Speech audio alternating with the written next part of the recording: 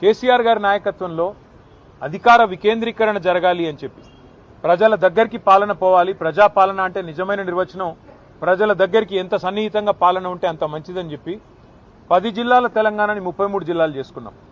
కొత్త రెవెన్యూ డివిజన్లు ఏర్పాటు చేసుకున్నాం.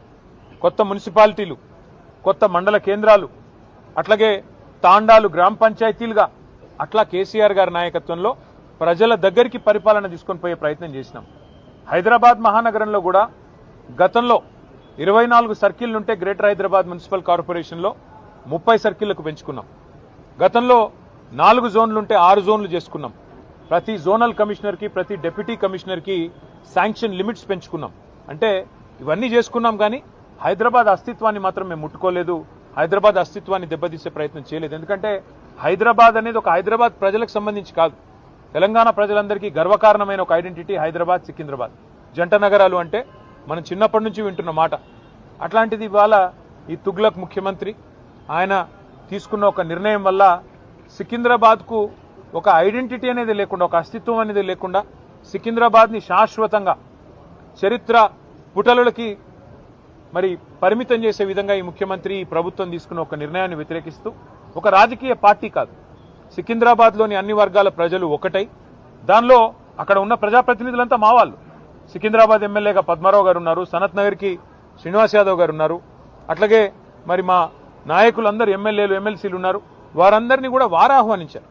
సికింద్రాబాద్కు సంబంధించిన పుర ప్రముఖులు, సికింద్రాబాద్కు సంబంధించిన మరి సికింద్రాబాద్ ప్రేమికులు వారు ఆహ్వానించి సికింద్రాబాద్ అస్తిత్వాన్ని మరి ఇక్కడ పుట్టిన బిడ్డలుగా మరి మీరు కదా కాపాడాలి, ఈ ప్రభుత్వం తుగ్లక్ పనులు చేస్తుంటే మీరేం చెయ్యరా అని వారు మీటింగులు పెట్టి పిలిస్తే మేము మా పార్టీగా పోయి చెప్పినాము. ఏం చెప్పాము? ఈ జంట నగరాలు జోడెద్దులు, ఈ జంట నగరాలకు స్పెషల్ ఐడెంటిటీ ఉన్నది. లష్కర్ అంటారు, పట్నం అంటారు. ఇట్లాంటి అస్తిత్వాన్ని దెబ్బతీయకండి, అనవసరంగా తుగ్లక్ పనులు చేయకండి. మీకు అధికారం ఇచ్చింది 6 గ్యారంటీలు అమలు చేయమని, మీకు అధికారం ఇచ్చింది 420 హామీలు ఏవైతే మీరు చెప్పారో అమలు చేయమని, మీకు అధికారం ఇచ్చింది బీసీలకు 1,00,000 కోట్లు పెడతామని మీరు చెప్తే దాన్ని నమ్మించినారు. మీకు అధికారం ఇచ్చింది ఎస్సీలకు, ఎస్టీలకు కేసీఆర్ గారు 10 లక్షలు ఇస్తున్నాడు దళిత బంధు, నేను 12 లక్షలు ఇస్తానంటే నమ్మి మీకు ఇచ్చారు. మరి 2 ఏళ్ళైంది. హైదరాబాదు, సికింద్రాబాదు ఈ జంట నగరాల్లో ఒక ఇల్లు కట్టినావా? కనీసం ఒక ఇటుక పెట్టినావా ఈ 2 ఏళ్లలో? ఒక్క ఇల్లు కనీసం 2 ఏళ్ళు అయిపోయింది, చేయలేదు, మంజూరు చేయలేదు. ఒక్క కొత్త రోడ్ వేసినావా? ఒక్క కొత్త ఫ్లైఓవర్ కట్టినావా? ఏదీ లేదు.